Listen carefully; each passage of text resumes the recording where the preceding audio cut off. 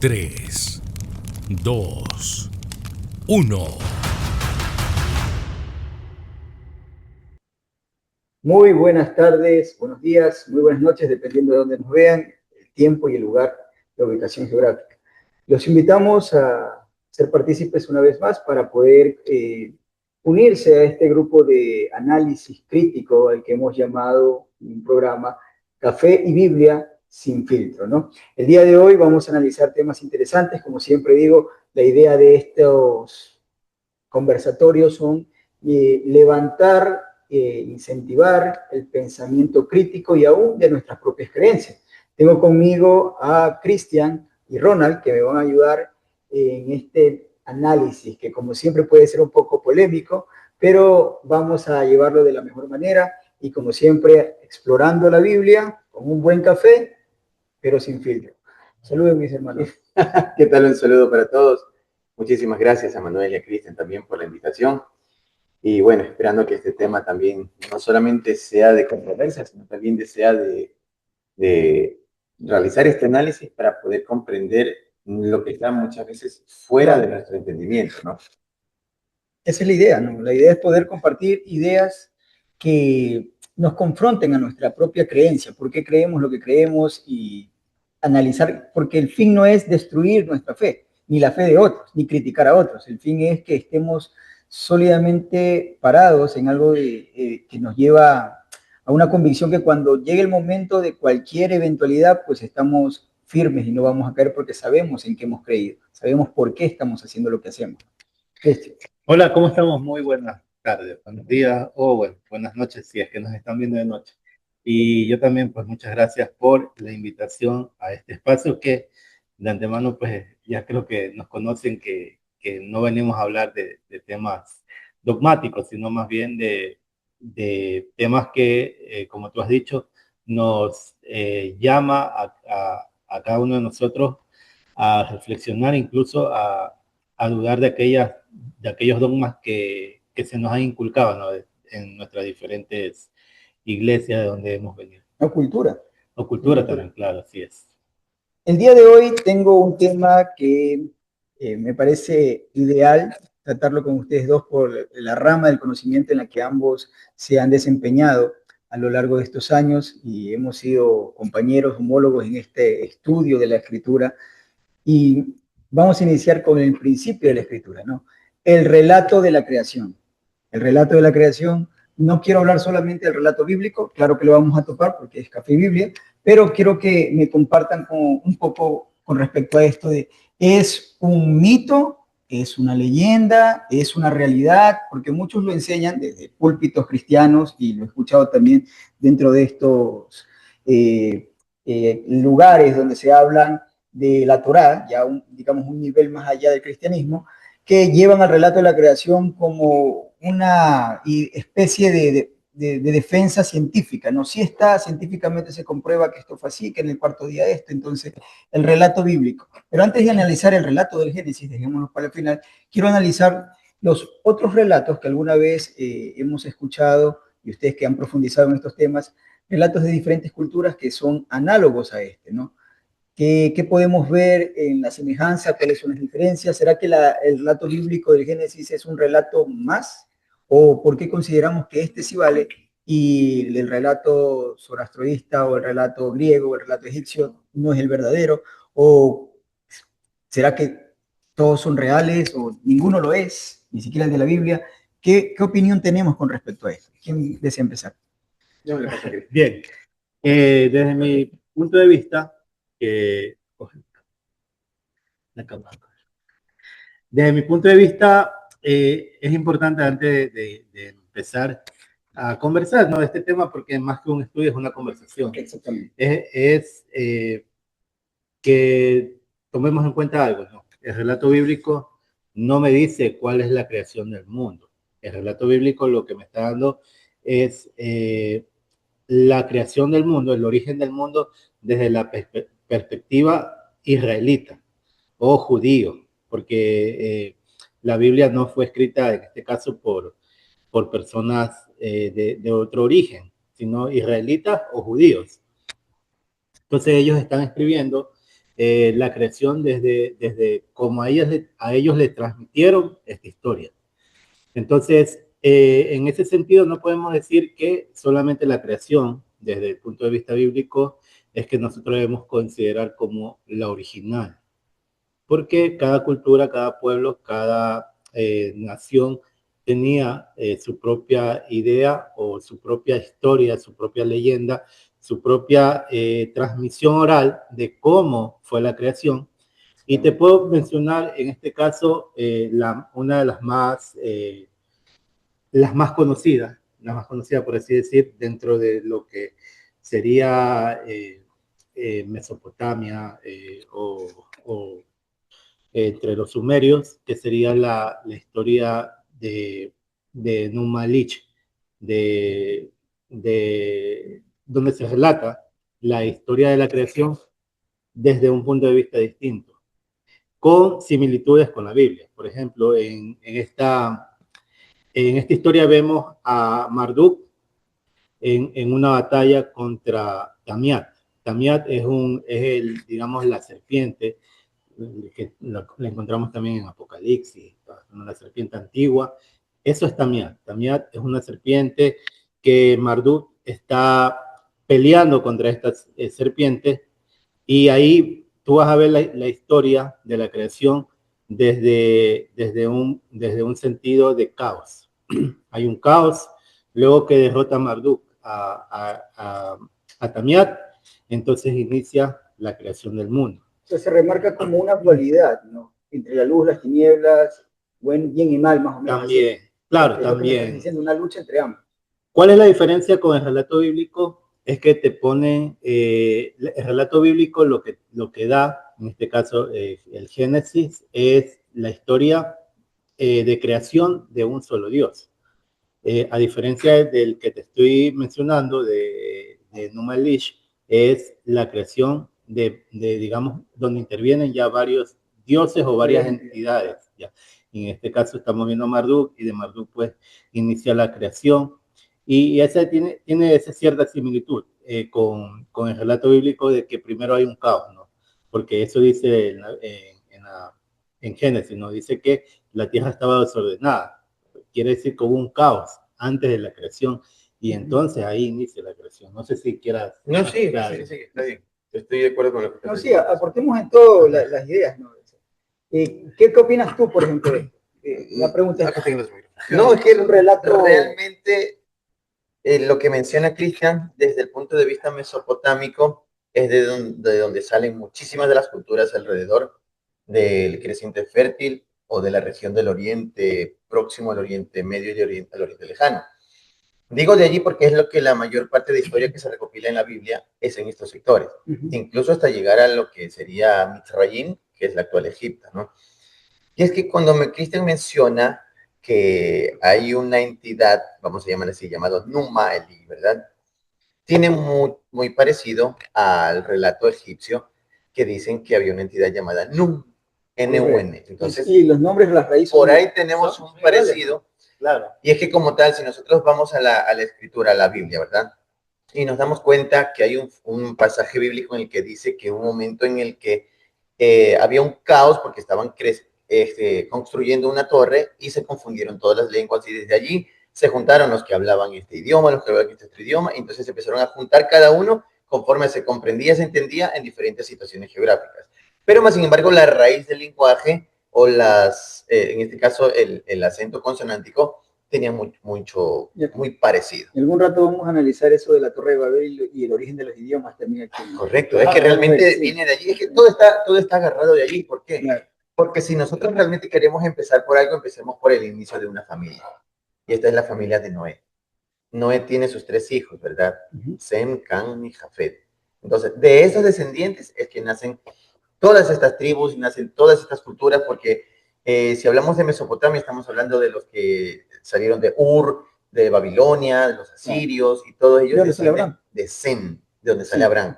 Pero también es válido recordar que de allí también salieron muchos migrantes y llegaron a la región de otro lugar muy fértil, que es el río del Nilo, que es el actual Egipto, ¿no? Entonces, si traemos lo que Cristian acaba de mencionar del origen del mundo, de la creación o del universo, como queramos verlo, desde el punto de vista mesopotámico, y lo comparamos un poco con el punto de vista egipcio, es muy parecido, porque hay una entidad que se llama Nun, y como menciona Cristian, había un caos. Acá también, en el punto de vista egipcio, había un caos, pero dice que todo estaba cubierto por el océano, por las aguas, y que hubo un momento en el que empezó a brotar el pico de una montaña donde sale o donde nace, en este caso, el dios Ra. Eso ya es humano. Ahí ya nosotros no podemos decir que le podemos dar una validez porque ya es la transformación oral de te comparto y tú le compartes a él y le comparte al otro, y la información como tal se tergiversó. Pero si vamos a analizar los parentescos de entre todas las culturas, todas empiezan habiendo un caos, con una diferencia que acá en Egipto no había, como quien dice, esa dualidad como se menciona en la Mesopotamia. ¿Se les viene a la mente otros relatos que podamos aportar antes de ir analizando, solo para tener información y luego pues comparar todos estos relatos? Porque mencionas, por ejemplo, el agua que estaba allí cubierta por agua, también a cualquiera le puede reaccionar de una. La Biblia también dice que estaba cubierto sobre la faz. Y se separaron las aguas de la tierra, sí. Igualito en el relato. Es para analizar se separa el agua de la tierra. Lo que armoniza con lo que desentona, ¿no? de la Biblia. ¿Qué otros relatos se les viene a la mente con respecto a esto? Él habló del egipcio también. Hay otros relatos similares, porque por ejemplo el griego es otra cosa, eso es otra cosa. Está el relato del zoroastrismo, de la religión zoroastrística de los persas. ¿Y cuál es la similitud que tiene este relato de la religión zoroastrística con el Génesis? Es que se menciona la creación del mundo en días, en que el mundo fue creado por días, y son 7 días de creación. Perdón, a diferencia del Génesis, son 6 días de creación, y el séptimo día que es un día de descanso, pero tiene esa similitud. La religión zoroastrística presenta la creación como una creación que se da por etapas, y también lo presenta igual como Génesis, ¿no? Por día, 7 días de creación. El relato zoroastrista, ¿en qué se diferencia con un relato mesopotámico, aparte de la esencia del relato? Me refiero que es en un tiempo mucho más distante o lo diferencia en tiempos o regiones. Digamos que el relato zoroastrístico es más moderno, digamos así, que el mesopotámico, que es en este caso el babilónico, ¿no? ¿Pero tendría que ver con esta región? Sí, de hecho, cerca, a pesar de que son muy distintos.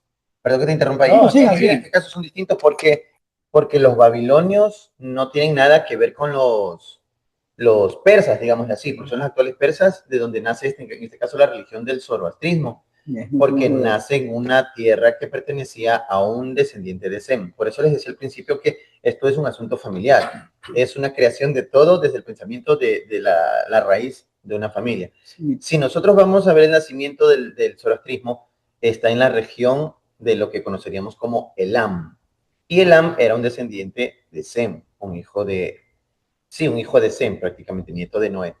Y al ladito de Elam, entonces está situado Arfaxad. Y al norte de Arfaxad ya está Asur. Y más arriba de Asur está Aram. Y más acá, en la región de lo que conoceríamos como Grecia, está Lud.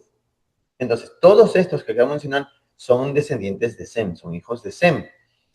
A ellos se les entregó estas tierras, todos ellos son semitas. Muchos dirán, no, pero es que esa religión del zoroastrismo es una religión hinduista, pero como tal el hinduismo lo adoptó, pero nace de tierras semitas. Entonces, en las guerras que hubieron, recordemos que los persas conquistan la región de Babilonia. Ahí es en donde en Babilonia, diríamos que tristemente, cuando estaba el pueblo judío, la región del sur de Israel, en Babilonia, ellos no podría decir yo que adoptan esto, sino que se mezclan en el conocimiento del zoroastrismo.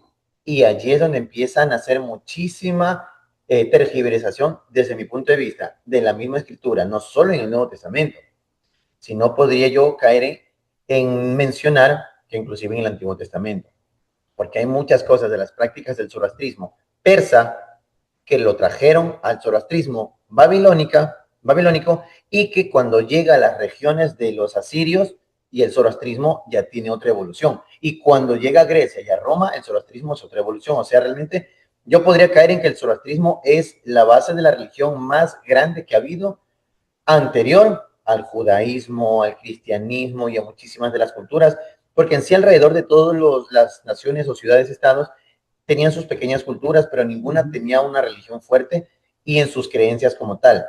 Entonces, por eso es que yo podría decir que desde Elam, desde Susa, si mal no recuerdo, es la ciudad que se llama así, es de donde vienen los persas, y entre las guerras que hay, y no solo las guerras, sino también el convenio cultural, el convenio comercial entre ellos, pues se mezclan las culturas. Recordemos que eran naciones muy politeístas, pero más sin embargo el zoroastrismo es una religión más monoteísta, dualista, porque ellos creen en una deidad única del bien y también que hay uno malvado, ¿no?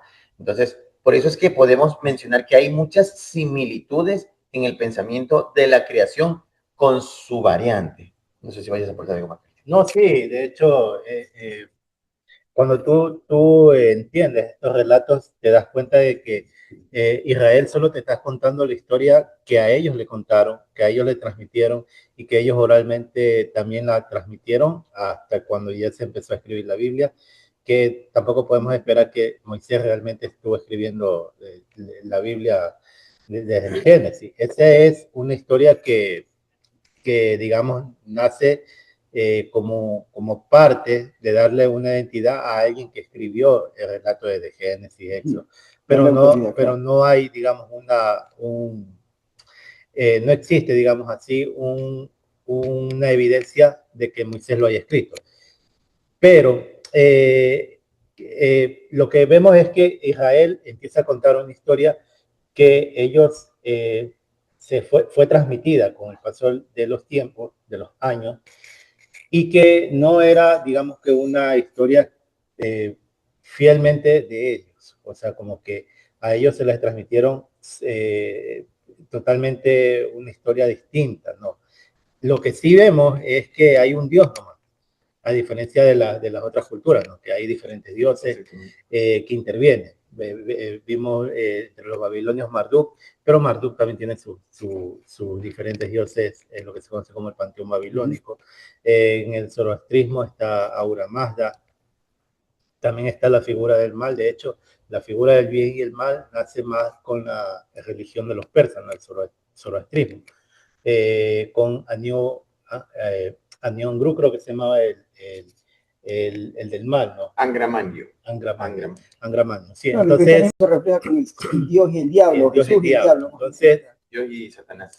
vemos esta transmisión de cultura, de leyendas, esta transmisión de relatos, en este caso de la creación, que cada pueblo lo va contando desde su punto de vista, y lo mismo hace en este caso Israel. Algo peculiar que tiene la religión zoroastrística es que ellos también cuentan esta historia eh, de, de un relato que va a durar 12.000 años, ya, o un mundo, digamos así, que va a durar 12.000 años.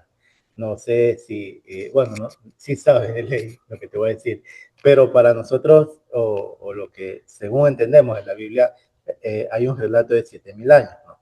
Desde la creación de Adán hasta lo que relata Apocalipsis.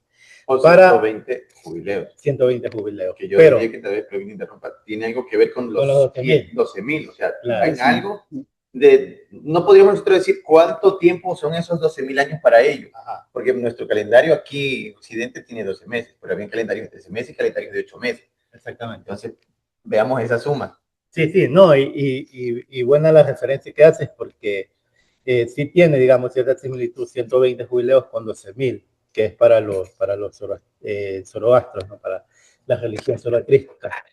Y digamos, el proceso que ellos tienen es cada 3.000 años. Cada 3.000 años pasa algo, acontece algo. Entonces, ahora Mazda en 3.000 años hace la creación. 3.000 años después viene caos a través de Angra Angra Manium, ¿no? Angra Mainyu. Y luego de 3000 años acontece nuevamente una reestructuración del orden, pero viene un reinado al final, 3000 años después, un reinado que también se da de parte de un Mesías. Y esto es algo también que no es único de Israel. O sea, para muchas de las culturas, para muchas religiones, existe un Mesías. Para el zoroastrismo es igual. Existía un Mesías que iba a tener un reino de 3000 años, en este caso, para concluir el proceso de los 12.000 años. Es necesario recordar también que cuando Cristian menciona de Ahura Mazda, no es el nombre de un dios. Ahura Mazda es prácticamente la pronunciación de lo que vendríamos nosotros a decir como el Señor que imparte justicia. O sea, ellos tenían un Dios que impartía justicia. O sea, es un título. Es un título, correcto. No es que es un Dios que se llama Ahura Mazda. Y cuando nosotros entendemos esto de que es un Dios de que imparte justicia, ahí también nos encontramos con el Dios de los israelitas, el Dios de los cristianos, porque es un Dios que imparte justicia. Que no tiene nombre. No, exactamente, que no tiene nombre. Más que cuando el tiempo de Abraham, creo que ya empieza a tener un nombre. Tal vez no, desde mi punto de vista, no diría que es un nombre, sino tal vez diría que es el atributo de, por ejemplo, en el caso de Yahweh, vendría a decir que es la existencia. Pero el caso existir. No es su nombre. Entonces, ¿a dónde voy con esta partecita de aquí? Antes de que continúe, Cristian. De que si nosotros vemos que en el caso del zoroastrismo, que es la religión más fuerte pre-judaica o pre-cristiana, y ellos ven a un señor, a una deidad, o no digamos una deidad, sino a un amo, un todopoderoso, que les imparte justicia, nosotros tenemos de ley que tener en cuenta de que anterior del judaísmo y antes de que Moisés reciba la Torah en el Sinaí, como está en el relato bíblico, habían también unas normas, que es lo que mencionábamos con Cristian cuando estábamos analizando esto, habían unas normas que recibió este pueblo de la Mesopotamia, que prácticamente nosotros le llamamos la estela de Hammurabi, ¿verdad? Donde habla de unas leyes, códigos legales y todo eso. Pero antes de eso también hay un antepasado de él que también presentó sus propias leyes y no podría decir yo que son de él, no son de él realmente, estos son códigos de justicia heredados. Por eso les mencionaba, esto más es familiar, porque este caso de Hammurabi y Ur-Nammu, que es el que estoy mencionando también, ellos descienden de los semitas de Arfaxad. ¿Y quiénes son los semitas de Arfaxad? Son los que recibieron la mayor cantidad de información de parte de su padre, pero ¿por qué? Porque era el primogénito. Recordemos que para nosotros en la escritura, el primogénito es el que viene a recibir una doble porción, el primogénito es el que viene prácticamente a ser entregado al Eterno para el servicio, y no puede ser simplemente, o no puede ser en el templo, porque recordemos que hay una parte en que la escritura que dice, no recuerdo realmente, pero como tal la cita más o menos, la voy a parafrasear, ustedes van a ser un reino de sacerdotes, menciona, ¿verdad? ¿Por qué? Porque el sacerdote no es solo aquel que está en el templo, cuando estaba el templo, sino es aquel que tiene el conocimiento de la sabiduría y va impartiendo. Maestro, entonces, mediador también. Sí. Correcto. Entonces, ¿en dónde nace esta parte de la creación, de los mitos, de las historias? Es en el sur de la Mesopotamia como tal. Y obviamente sí, ya se va reforzando cuando los persas vienen y conquistan. Pero antes de eso, de las conquistas, ya los mesopotámicos habían salido del sur. ¿Y quiénes estaban en el sur? Los caldeos, que caldeos se traduciría como los sacerdotes o los que están al servicio del Dios Altísimo. ¿Y quién es ese Dios Altísimo? El que les imparte instrucciones, conocimiento y sabiduría. Y oh sorpresa, en el zoroastrismo está Ahura Mazda. Y no el nombre, sino el Señor que les imparte justicia. O sea, vamos atando cabos y vamos viendo que entre las dos culturas hay una gran relación. Por eso es que inclusive hasta poder llegar a Grecia, que no era Grecia en aquel entonces, los helenos, también empieza con un caos el inicio de la creación. Solo que ellos ya tienen una mitología mucho más fuerte y más evolucionada que las culturas de acá. Pienso yo que tal vez estuvo más evolucionada por la mezcla de las culturas nórdicas que también venían desde la parte de Europa hasta esta región, porque Grecia también comprendería tierra semita. Entonces, todo realmente está unido, tiene muy parecido en todo esto. El único detalle como tal es quién lo cuenta, cómo lo cuenta y a quién se lo cuenta. y el que lo escucha va y lo comparte con los suyos, entonces ya hacen suya esta historia y decimos, yo tengo la razón. O sea, todas las culturas tienen la razón desde su punto de vista. El judaísmo tiene su razón, el cristianismo tiene su razón. Pero si nosotros vamos a reunir, qué sé yo, el grupo de los cristianos, nos vamos a dar cuenta que entre los cristianos no todos tienen la misma razón entre Claro, todos. sí, sí, exactamente. Eso ocurre cuando, como tú decías, se va distorsionando la historia dependiendo hasta las culturas, la forma de pensar, las regiones y todo eso. Tomando en cuenta todo lo que se ha mencionado, que ustedes han puesto sobre la mesa evidencia, ahora vamos a sacar unas conclusiones, pero me falta otra evidencia para poder hacer la pregunta. Relato más antiguo, el relato que ustedes puedan considerar, este es el relato más antiguo y por qué se considera el más antiguo. ¿Cuáles son los relatos, en este caso de Oriente Próximo, Oriente Medio, más antiguo que conozcamos y por qué se considera que es el más antiguo? ¿Qué podrían decir con respecto a eso? Las tablillas sumerias, el relato de Marduk. ¿Por qué se consideraría el más antiguo? Se considera el más antiguo porque estamos La hablando escritura una escritura cuneiforme. Y estamos hablando de una civilización que está antes que los egipcios incluso. Correcto. Entonces, desde mi punto de vista, podría ser el relato más antiguo. No sé si tal vez tú tengas otra opinión, pero... No, estoy de acuerdo contigo. ¿Y por qué es uno de los relatos más antiguos? A pesar de que el zoroastrismo es más antiguo que el mismo sumerio, sino que los sumerios tuvieron esa sagacidad, correcto, de poder escribir de manera pictográfica y luego en lo cuneiforme, porque hay una evolución en la misma escritura. Pero trataron ellos de dejar asentado todos estos relatos. Pero como tal, recordemos, no es en sí perteneciente a toda la región de Sumeria, porque recordemos que Sumeria no es una nación ni un pueblo, sino es una región. Sumeria o Sinar, como sea que le conozcan, porque en la Biblia menciona Sinar, es una región como tal. Es como los que realmente comienzan con esto de aquí, es un pueblo que son los caldeos, que son aquellos que toman la herencia de los que descienden de Noé. Porque si tratáramos de buscar un relato más antiguo, tendríamos que ir a los hijos de Noé. Y los hijos de Noé tendrían que decir cómo lo contó su papá, Noé. Que no tenemos un registro. Que no hay registro, no hay evidencia. Y a eso me lleva la pregunta. Entonces, muchos sacan conclusiones, y voy a nombrar unas cuantas. Por ejemplo, la conclusión de que el relato bíblico es un relato más de los que se encuentran dentro de esa región del Oriente. No es el único, no es especial, es igual que todos. Tiene sus fallas, tiene sus errores o tiene su acomodo a su creencia o a su religión. Y los otros relatos que dicen que este es el correcto y los demás pues son descartados. Ya no es que coexisten entre ellos solamente con una variación de cultura, sino que dicen que este es el verdadero y pues por consiguiente se desestiman los demás.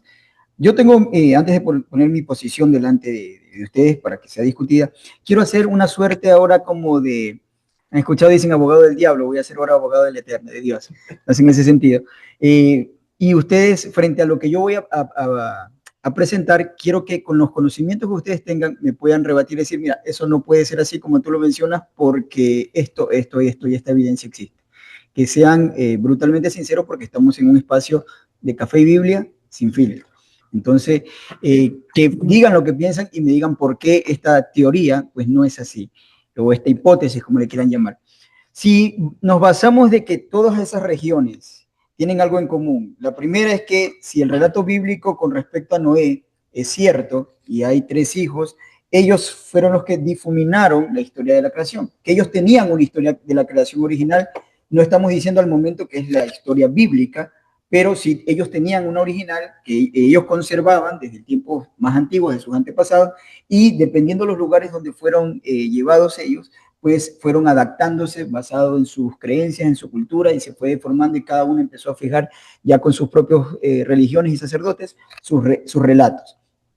Y que entre uno de ellos pues sobrevive el que fue traspasado por lo que entendemos, si seguimos la línea bíblica, si le damos, digamos, un voto de fe a la línea bíblica, Abraham, Isaac, Jacob, Israel, y luego pues a Moisés y todos los que vienen después de Moisés, Josué y todos en adelante, que se enmarcaron en lo que dice Génesis, Bereshit. Ahora, ¿qué tal esta idea? Y ustedes díganme si está bien o está mal.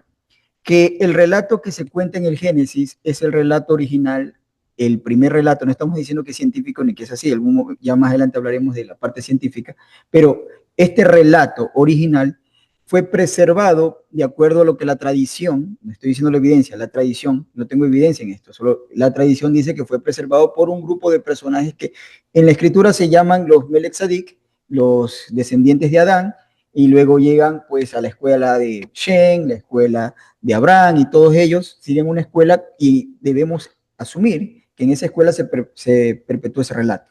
Luego, cuando estos hijos de Abraham, que no son Shem, sino todos los demás, se dispersan, tienen una idea de su padre o de sus antepasados en un relato, según este relato, y lo cuentan en otros lugares y se va deformando a través del tiempo. Y vemos ahora por qué hay una relación y son muy parecidos, ¿no? ¿Por qué digo todo esto? Y tengo mis argumentos para decir esto, porque primero yo veo una característica muy diferente al relato bíblico con los diferentes relatos, y lo vamos a exponer más tarde, y veo realmente la razón por qué, pero también vemos esas mismas, digamos, singularidades que van acorde entre cada relato, están atadas, digamos, podemos decir, rastreamos que podríamos deducir que todos esos relatos tienen un relato original que fue deformado. Es una teoría muy válida porque todos tienen algo en común. Entonces, la pregunta es, ¿esto que estoy exponiendo es posible o no es posible? Porque si hablamos con respecto a que el relato más antiguo es porque lo tenemos registrado, recordemos, como ustedes dijeron, los relatos más antiguos eran orales, no se registraban. Como tú lo mencionaste, tal vez la astucia de que unos lo escribieron antes que otros no necesariamente quiere decir que era el primero, sino que es como que tú tengas una idea original de algo, pero no la plasmas, solo la cuentas. Y luego yo la escribo y me hago dueño de la idea, pero la idea original fue tuya, aunque yo la escribí. No sé si me explico. Correcto. Más o menos esa es la idea que trato de transmitir, que es muy posible y que de hecho es lo que pudo haber pasado, porque antes de toda esta parte de la escritura, los relatos se conservaban y se preservaban a nivel oral. Esa era la ley.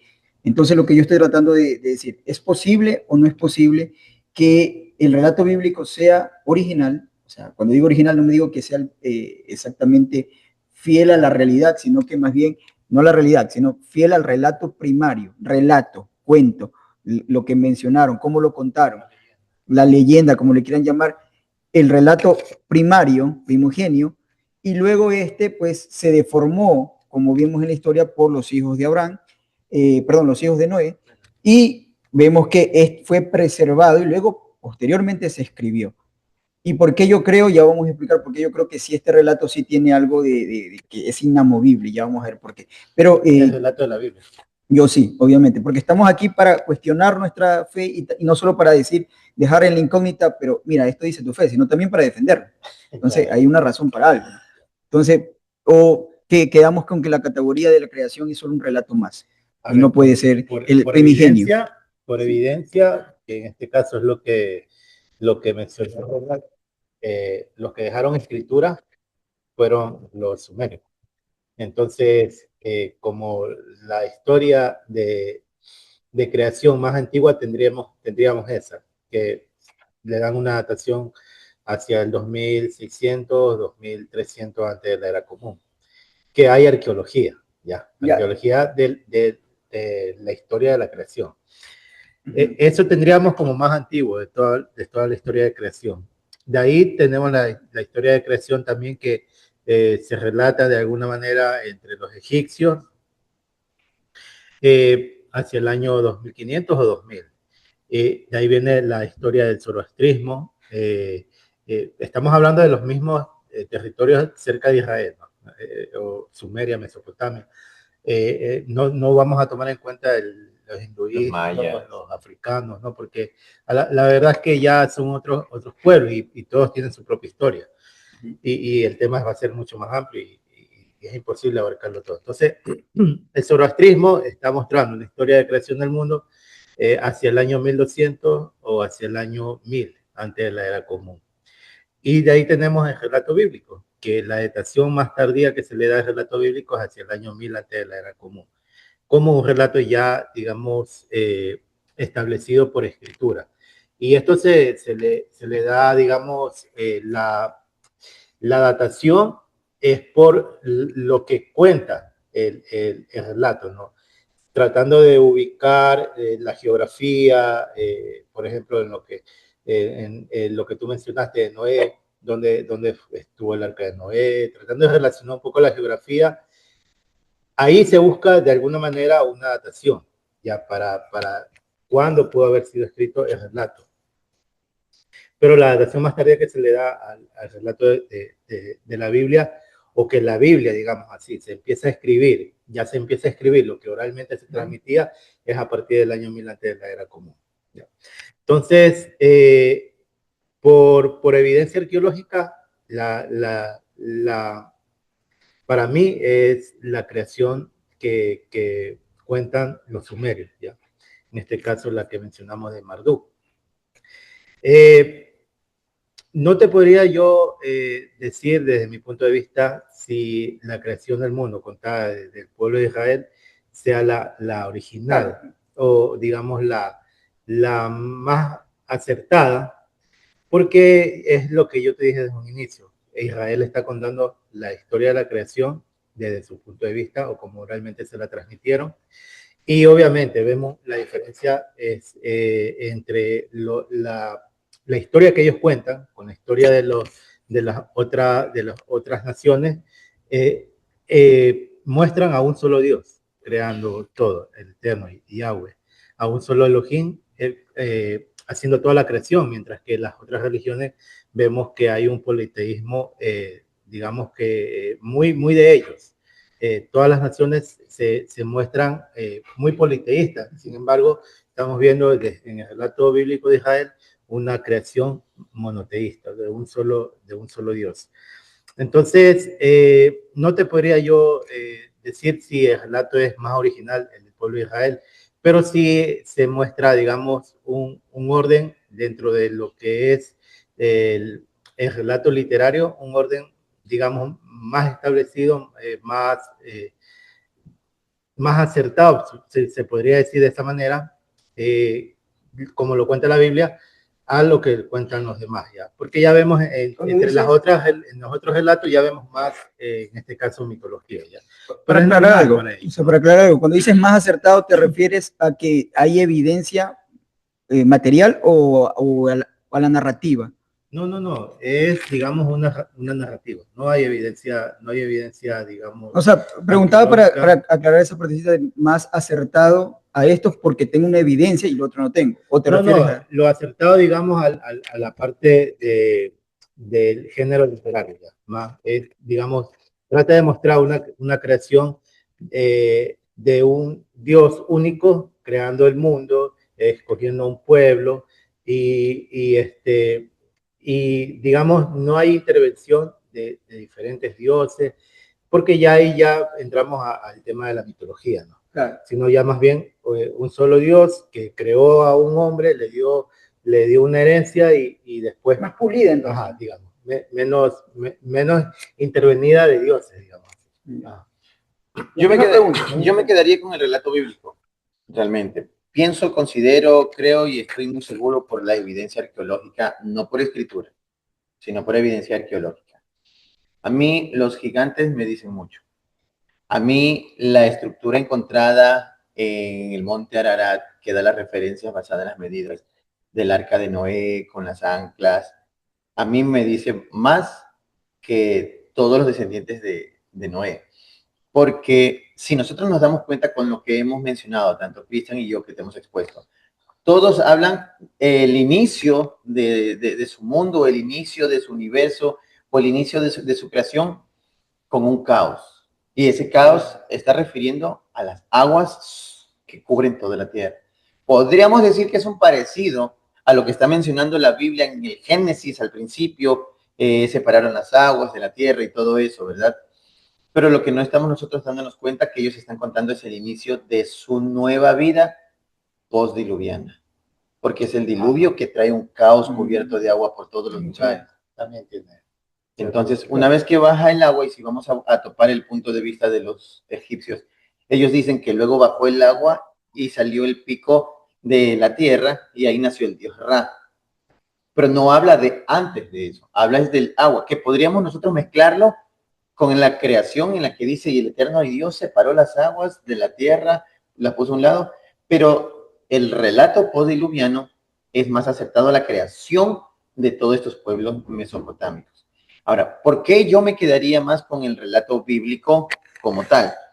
Bueno, algo que sí sería bueno que empezáramos acaso a identificar y diferenciar esa partecita que cuando mencionamos a los habitantes de la región de Sumeria, no son todos los de la región de Sumeria, porque la región de Sumeria es pequeña en relación a la región de la Mesopotamia, que comprende mucho más campo, tanto de todo el norte desde Aram hasta el sur donde estaba la región de Ur, que es de donde viene Abraham. Cuando Cristian está mencionando la parte en que el relato de Marduk, que está situado en Babilonia, recordemos que los que gobernaban en esa región no eran como tal en sí los babilonios, sino que eran los caldeos. Recordando que inclusive posterior los caldeos conquistan esta región y empieza el reinado de los caldeos. No sé si recuerdan esa parte también, pero bueno, ese es otro tema. Entonces, son los caldeos los que conservan esta gran parte de esta narrativa como tal. ¿Y de dónde descienden los caldeos? Como tal, de Arfaxad, que el nombre como tal no es A con la vocal A, sino es con la letra consonántica R, la R solita. Ya al transliterar, pues que nosotros nos encontramos con Arfaxad, pero originalmente en ese tipo de lenguas muy antiguas solamente eran sonidos consonánticos. Y ahora, ¿de dónde viene Urfaxad o Arfaxad? De Sem. Y Sem viene de Noé. Pero recordemos que está Abraham vivo en los días de Sem y en los días de Eber. Recordemos que hay un relato que está mencionado en el libro del Sefer Hayazar, que podríamos tal vez tenerlo como válido, como no, pero la arqueología nos ayuda. En Israel hay un lugar donde se menciona que posiblemente sea la supuesta cueva de Eber, o en las regiones de allí, en las regiones no como tal en Israel, sino en esa región. Y como tal, la información oral considero que podría ser un poquito más válida en este caso por la arqueología que se encuentra. Y si Abraham de Ur subió a la región de Aram, como dice el relato bíblico, desde la región de Aram, bajó hacia la región de Canaán, y allí él empezó a crecer como una nueva nación y a dar información, que es prácticamente lo que tendríamos, digámosle, un 50%, ¿ya? Y el otro 50% tal vez es más oral. Pero recordemos que hay un relato en el que dice que Abraham, cuando lo iban a exterminar, fue enviado a la cueva de Eber. ¿Qué hacía Abraham en la cueva de Eber? Si relacionamos Eber con su padre Sem o su antepasado Sem y Sem con su antepasado Noé, están más cerca ellos de conocer un relato más histórico que encontrar un relato basado en Marduk. Claro. Que Marduk ya vendría a ser moderno. No, y de hecho la hipótesis, que no sé si llaman la hipótesis, que tú estás presentando me parece más lógico, ¿no? Porque estás mostrando una cultura que ni siquiera es, como tú has dicho, no es sumerio, sino más bien caldeo. Exactamente. Y de un personaje que incluso viene del linaje de Noé. Entonces, tendría, digamos, más sentido lo que presentas. A mí también me pareció bastante acertado. Que sí le daría, digamos, así un punto a favor. Un punto a favor. Claro, más considerable. Yo consideraría más el relato bíblico que el del resto de las naciones. Porque desde mi punto de vista, como tal, el resto de las naciones están expresando su creación postdiluviana. Exactamente. Esa era la idea de por qué preguntaba.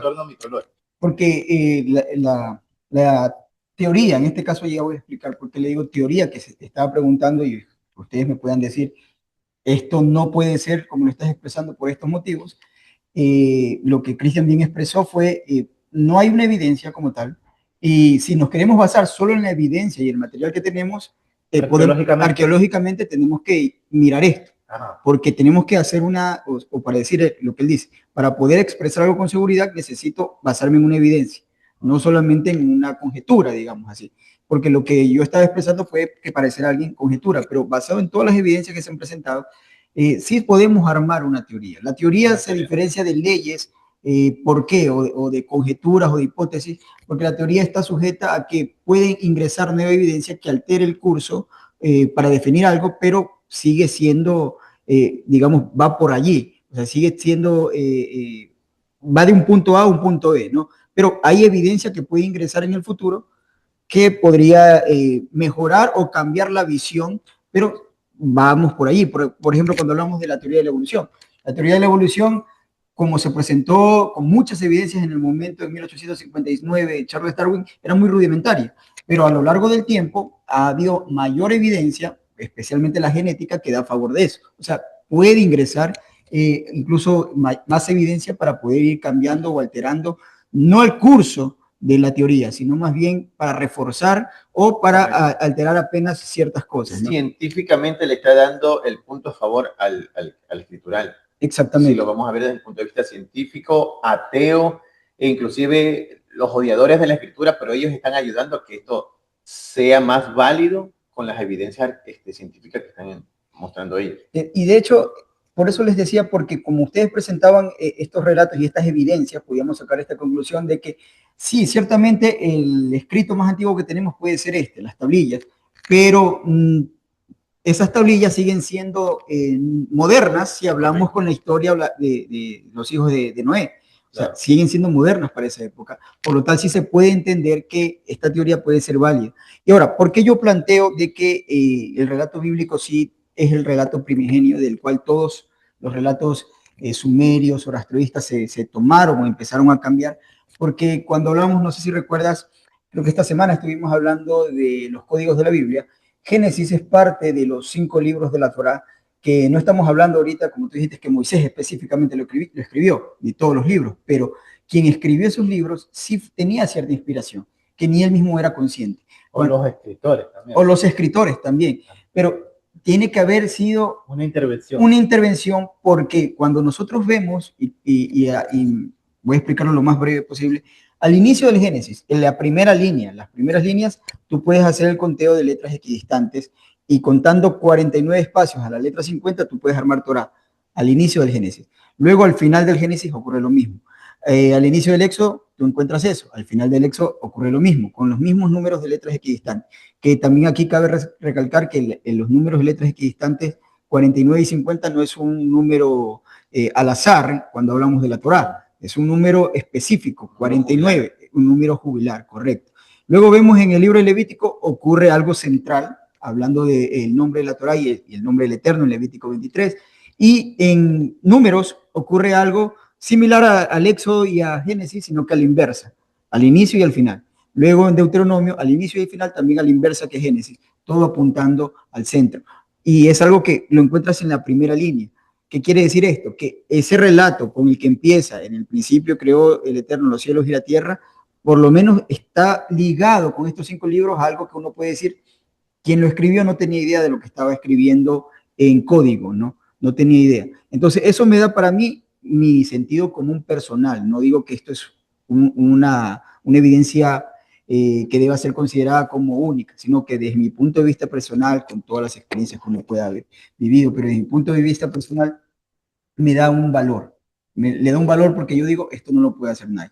Segundo, cuando analizamos, como ustedes decían, el relato del Génesis, se diferencia de la mayoría de las otras creaciones por esta idea de que aquí habla de un solo personaje haciéndolo todo, o sea, o por lo menos dictaminándolo todo, no como las otras evidencias o los otros relatos sumerios o de diferentes índoles que tenían que ver casi como una intervención sexual también. Veían que el semen, la sangre, por ejemplo, los griegos hablaban de Urano y Hera, y la tierra, y veían esa intervención sexual muy humana. Muy humana. Urano un tirano, luego viene su hijo a destronarlo, Crono, y a Crono le pasa lo mismo. O sea, vemos que la historia es muy humana, ¿no? De hecho, para los sumerios, la creación del hombre fue la creación de un esclavo. El hombre iba a servir a las deidades. A las deidades. Entonces por oro, creo que. Sí, entonces lo crearon como alguien que iba a hacer el trabajo que los dioses no lo iban a hacer, un esclavo. Y eso sí tiene diferencia con el tema, con el origen que cuenta Génesis, ¿no? Porque más bien, en este caso, el Eterno, el Creador, crea a Adán, o le da forma a Adán, y le da a él el gobierno de la tierra, o en este caso del jardín donde estaba, y le dice que gobierna sobre todo lo que estaba creado. le da, digamos, una autoridad, y si lo podríamos llamar así como un reinado. Pero en el relato sumerio más bien crean a una persona que iba a servir a los dioses. Mano de obra de esclavo. Mano de obra. Aquí vemos un siervo, pero de justicia, para que imparta justicia al mundo entero.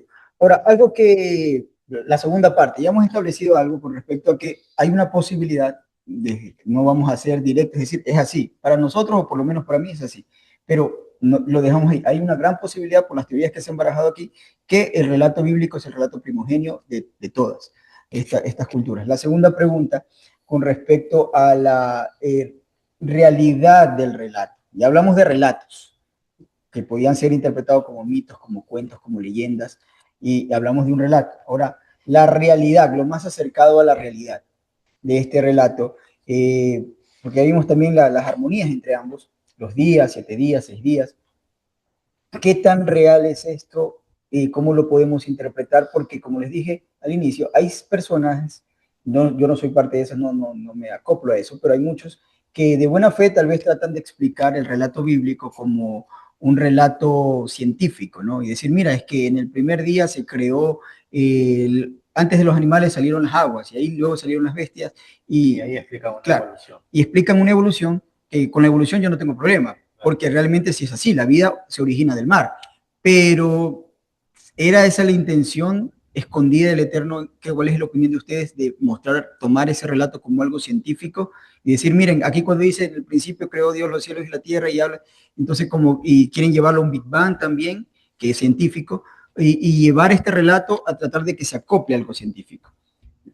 ¿Cómo lo ven ustedes?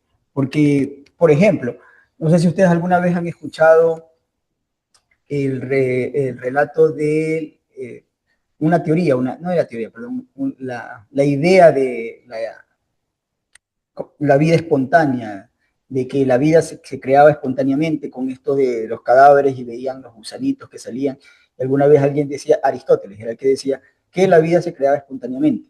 Entonces, pero sin embargo, Aristóteles, a pesar de ser de esta cultura, mucho antes de que él lo dijera, varios siglos antes, vemos en el libro de Homero, la Ilíada, donde Homero hace un análisis sin querer. Él en su escritura habla de Aquiles llorando a Patroclo y dice, no dejes que las moscas entren en su herida y pues por consiguiente emerjan los gusanos de allí. Entonces ya con esa escritura vemos algo científico que luego se empezó a trastocar, pero vemos ahí algo científico a una narrativa que no tendría que ser literal, porque sabemos que ninguna de esas narrativas son literales ni reales, pero menciona algo científico. Lo mismo puede pasar aquí con la escritura, que hay cosas que coinciden, como que la vida empieza en el mar y la escritura dice que primero es el mar o primero es la luz, como un orden científico. ¿Qué piensan ustedes? ¿Es la intención de la Biblia? Esta es la pregunta. ¿Es la intención de la Biblia hablar de algo científico que pueda ser comprobado o va por otro lado el relato bíblico? Para mí el relato bíblico es más, digamos, como una historia que no está intentando que nosotros busquemos a través de la ciencia eh, aclarar en qué tiempo nació esto y en qué tiempo nació lo de acá y cómo se creó el pez aquí y cómo después los animales, después el ser humano, sino lo que intenta hacer es teológicamente eh, es, eh, enseñar, en este caso, de una forma didáctica, cómo se originó todo, pero no está buscando darte explicación, no está buscando que tú lo entiendas como actualmente quisiéramos entenderlo, ¿no? Porque poder entender algo científicamente no es malo, es muy bueno. De hecho, si yo le quiero enseñar a una persona que ahora está actualmente con un teléfono en la mano y que a todo le quiere buscar explicación, yo tomaría la ciencia para explicar. Pero el origen contado desde Génesis no está buscando explicarte detalladamente y científicamente cómo se creó todo, sino más bien desde mi punto de vista, tiene un más contexto teológico, didáctico, incluso hasta poético, de cómo se creó lo que existe actualmente. No sé si tengas algo distinto. No, sí, en eso sí estoy de acuerdo con Cristian. Ahí sí no le voy a decir que no estoy de acuerdo con él. O sea, si a alguien tendríamos que reclamarles a Noé. O allí. Allí, pues. Dependiendo de la cultura donde se mencione a este primer hombre postdiluviano, porque ahí es donde empieza realmente nuestra historia, es después del diluvio. Porque si nosotros cogemos la Biblia y preguntamos realmente qué pasó con los anteriores del diluvio, lo único que tenemos realmente son historias orales e incluso ya bastante evolucionadas, bastante cambiadas. Gente viviendo 900 años. Gente viviendo 900 años, correcto.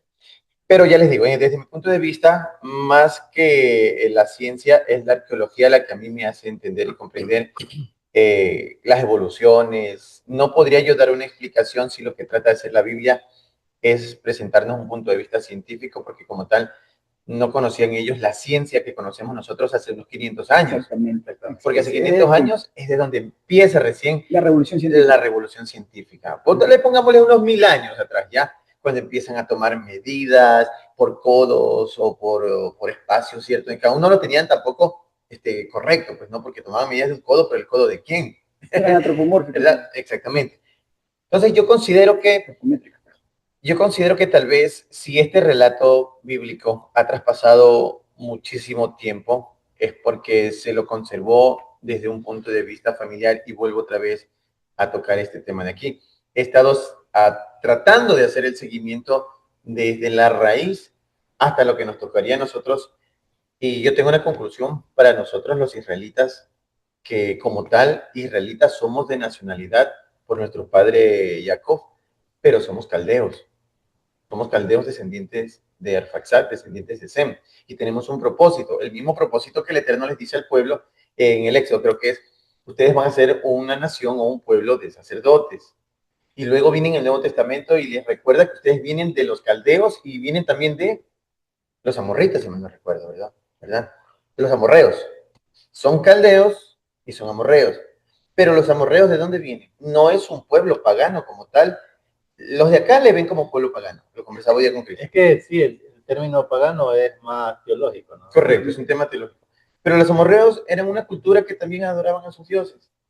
Los mismos babilonios tenían muchos dioses. Todas las culturas han tenido muchísimos dioses, Israel era politeísta, con ciertas excepciones. E incluso Israel también tuvo sus adoraciones a sus otros dioses. Pero más sin embargo, ¿a dónde voy con todo esto? Que si le dice que tú desciendes de los caldeos y de los amorreos, es que los amorreos vienen de la tierra de Ur. Y los caldeos son de la tierra de Ur. Ambos vienen de la tierra de Ur. Ambos en esa misma tierra nacieron Taré y nacieron sus hijos, Abraham y Sarai, ¿verdad? En la tierra de los caldeos o la tierra de los amorreos, como quieran verle, porque decirle amorreo a un caldeo es decirle eres de la tierra de Ur. Entonces, antes de nosotros llegar a la tierra de Ur, estaban los hijos de Noé, Arfaxad, estaba Noé. Yo me hago la idea de Noé sentándose con sus hijos y en especial con el primogénito. Y yo concuerdo que el primogénito es Arfaxad, aunque se lo mencionen algunas veces tercero en la Biblia, pero para decir que sería tercero, entonces su padre tuvo que haber tenido 2 hijos en 2 años antes de que nazca él, porque dice que el segundo año después del diluvio es que nació Arfaxad, descendiente de Sem. Es otro tema, pero bueno. Entonces, él habla con Arfaxad, que es su primogénito, como lo han venido haciendo, ¿quiénes? Adán, Set. Transmitiendo el conocimiento. Aquel que le pasa, digamos así, el sacerdocio. El sacerdocio, el conocimiento. Enséñale a todos tus hijos, en especial a tu primogénito. Entonces, es entonces donde yo vengo y empiezo a hacer este seguimiento, este canal. Y cuando Abraham sale de la tierra de Ur, que es de su antepasado Arfaxad, un primogénito, y Abraham considero que vendría a ser el primogénito de Taré. No menciona otro más. Y si no, pues vamos a utilizar a Abraham como el que recibe esta información o como el que recibe este sacerdocio. Porque luego él, ¿a dónde va? Va a la tierra de los sacerdotes, a la cueva de los sacerdotes, sus antepasados, Sem y Eber, ¿verdad? Que son prácticamente los Melech Tzedek, Sem, Melech Tzedek. Y luego Abraham viene a ser un Melech Tzedek. ¿Quién es un Melech Tzedek? Un sacerdote. Y luego Abraham tiene sus hijos y tiene sus nietos. Y de sus nietos es donde sale esta información de tierra de descendientes de sacerdotes, un pueblo de sacerdotes. Pero como lo mencioné hace un momento, no eran sacerdotes para servir solo en un templo o a los dioses o al Dios único, sino aquellos que tienen la información, el conocimiento. Y por eso es que hoy en día nosotros vemos a los levitas, que son los que prácticamente, si mal no recuerdo, Esdras con el grupo que vienen de Babilonia, que empiezan a hacer una recopilación de lo que hoy en día conocemos como el Tanaj completo, que sí, comprende la Torá, los Devín, los Ketuvim, ¿verdad? Entonces, son ellos que se sienten o que tal vez están en esta labor, pero ¿cómo? No como hombres cualquiera, porque cualquiera puede decir, yo voy a hacer mi propia Biblia y ahí la vendo y que todos tienen que hacerme caso. Tienen que tener la necesidad de la restauración. Tienen que tener una revelación y tienen que tener una restauración y tiene que haber un propósito como tal. Entonces, claro, ellos son los que recopilan toda esta historia. Pero ¿quiénes son ellos? Son sacerdotes, son caldeos, para mirarlo desde el punto de vista de la lengua mesopotámica. Y hoy en día a nosotros nos ha llegado a las manos de trabajo de aquí, realizar estos análisis. Porque si nosotros vamos a revisar el resto de las religiones o congregaciones mirándole ese punto de vista, y no quiero desmerecerlos, no se topan estos temas, no se analizan estos temas, no se da a conocer como tal lo profundo de saber si la creación es real tal cual como está aquí, o nosotros mismos, como tú dijiste, voy a ser abogado del contrario para hacerles tropiezo a ustedes. ¿Para qué? Para nosotros poder tener una certeza y una seguridad de que lo que está aquí realmente nos da una seguridad de saber que estamos pisando con pie firme, o voy a tambalear y, híjole, y ahora, y si no tiene la razón lo que dice la Escritura. Claro. Esto es un asunto bastante más familiar que pasa de manera oral, aunque las escrituras cuneiformes, las escrituras pictográficas nos ayuden en algo, pero la evidencia arqueológica también nos ayuda mucho. Correcto. Realmente la idea de este espacio, como ya lo hemos dicho, es poder analizar, hacer análisis crítico. Antes de hacer un análisis crítico a los demás, empezar por nosotros mismos, ¿no? Por nuestras propias creencias y saber por qué creemos lo que creemos, ¿no? Con respecto a la pregunta, pues yo también coincido con ustedes dos, y la idea es esa, de que hace 500 años para atrás inicia la revolución científica y hay un gran cambio en el pensamiento y en la forma de analizar. El científico es hacer una comprobación y que lo puedes hacer el mismo ejercicio, del mismo análisis y va a obtener el mismo resultado, ¿no? Científicamente es eso, que tú puedes hacer la prueba, hacer el experimento y vas a tener el mismo resultado. Pero antes de eso, hace 500 años para atrás, más atrás, no se hablaba de algo científico como tal. La idea de explicar los truenos no eran de recreaciones científicas o basados en presiones y condensaciones, sino más bien como ellos entendían el mundo, entendían la naturaleza.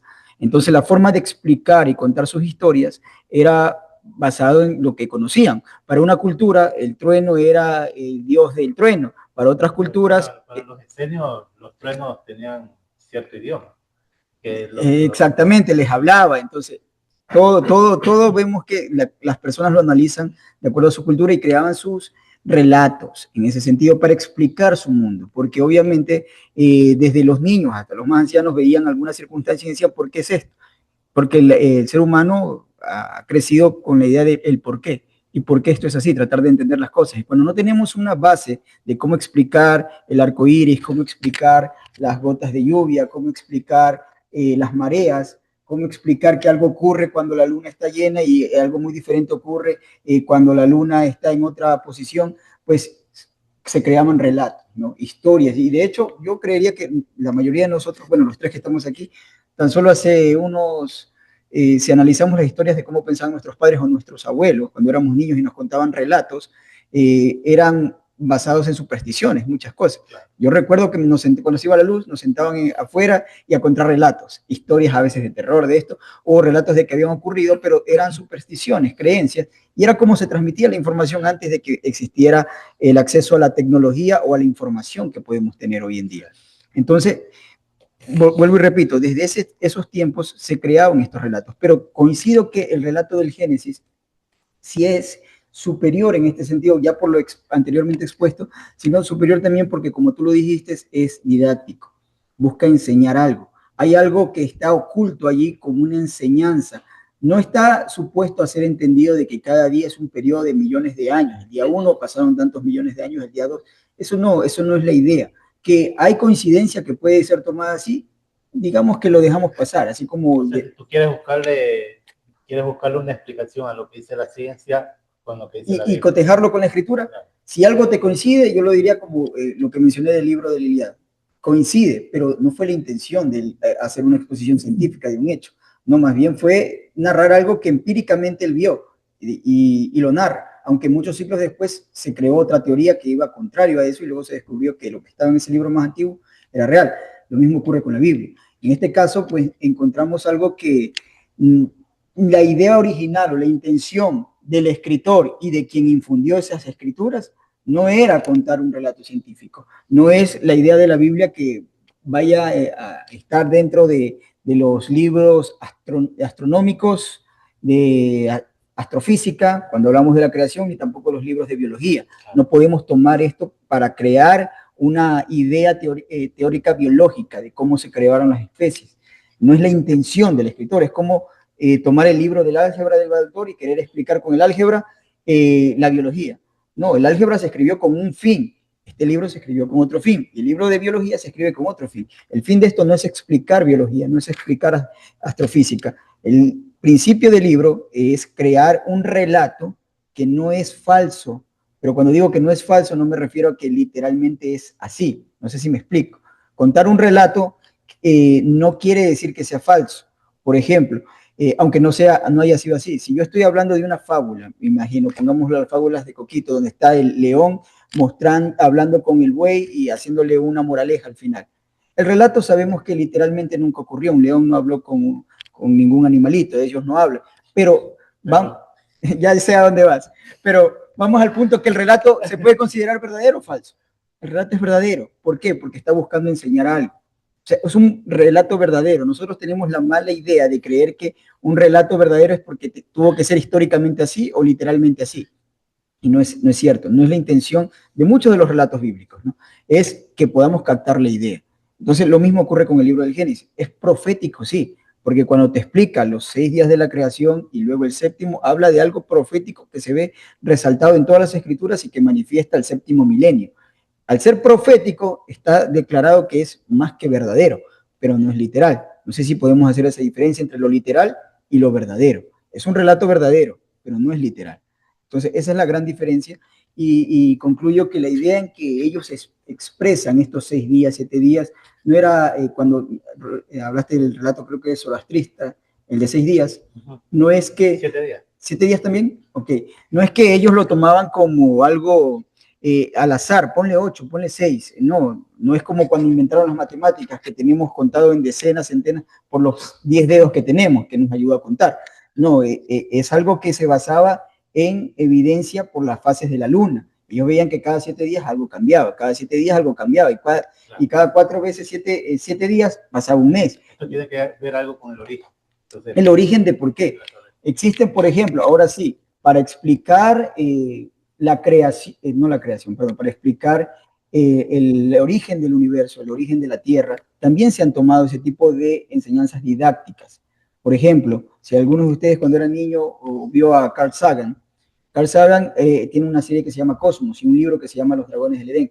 En ese libro él explica el calendario cósmico en la manera de un año. En un año él empieza a explicar por qué es más fácil para la mente humana entender millones de años en algo que entendemos.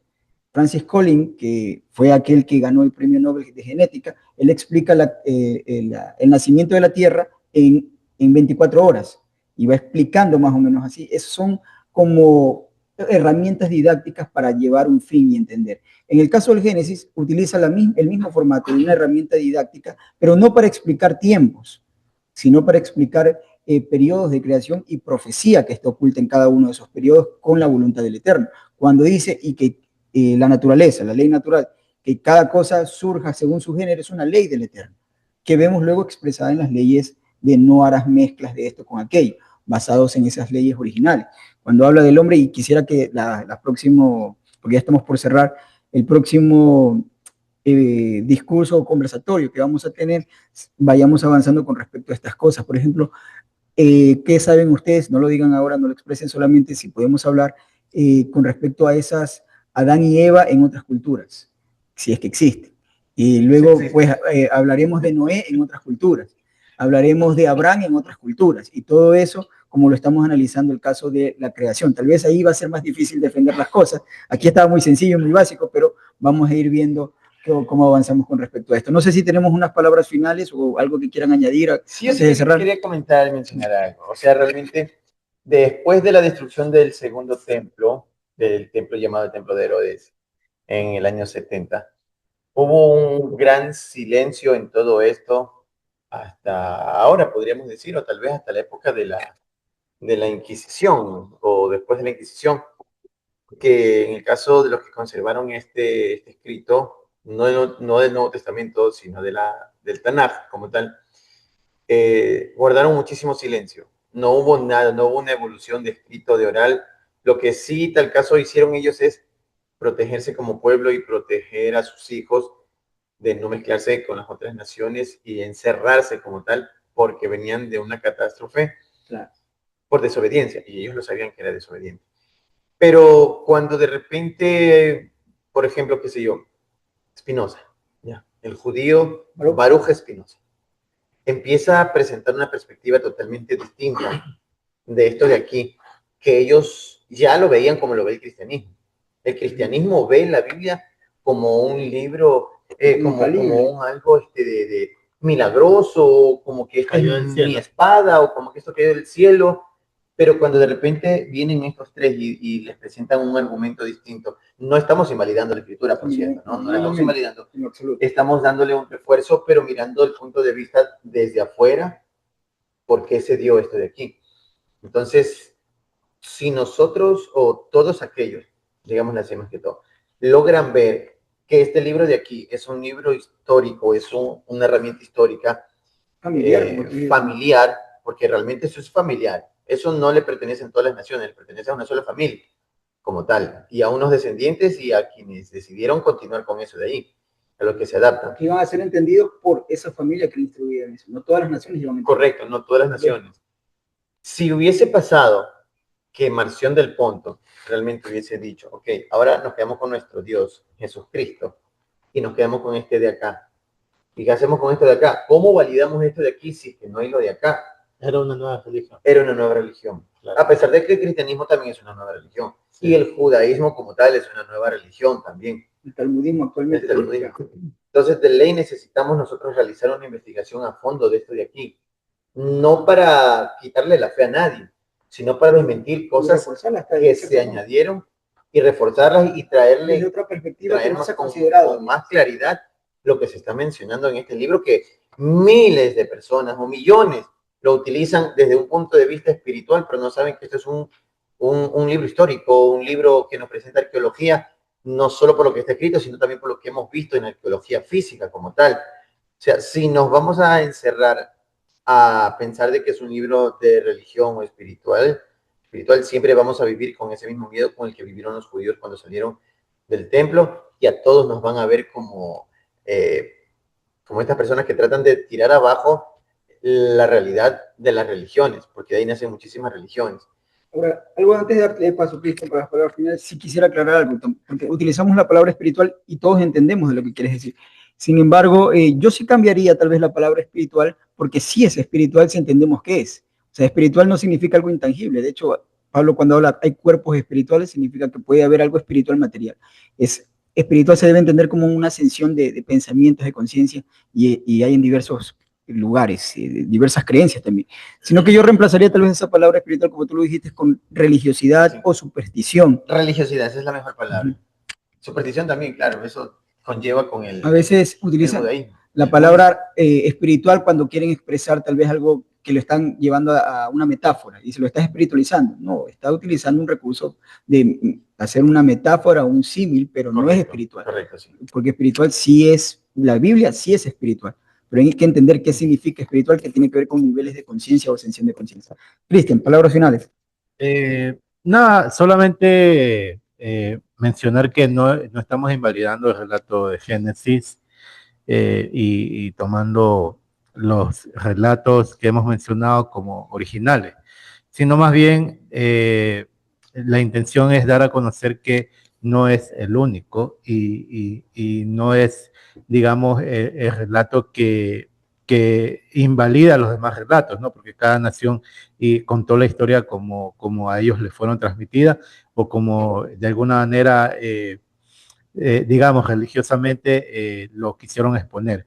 Entonces, el objetivo final, digamos, de hacer estos programas que tú estás haciendo es enseñar a las personas que de hecho les gusta estudiar la Biblia, es a estudiar la Biblia desde un contexto así más crítico, más analítico, más histórico, y dejar a un lado la parte dogmática, que a la final no ayuda en nada, no ayuda en el crecimiento de las personas en cuanto a la información que realmente te va a servir si es que realmente te deseas aprender y deseas enseñar de alguna manera a alguien sobre lo que dice la Biblia. Nada más.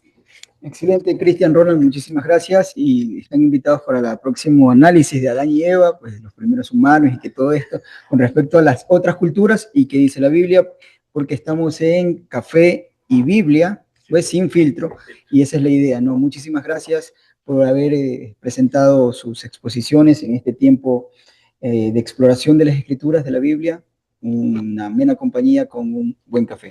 Nos despedimos.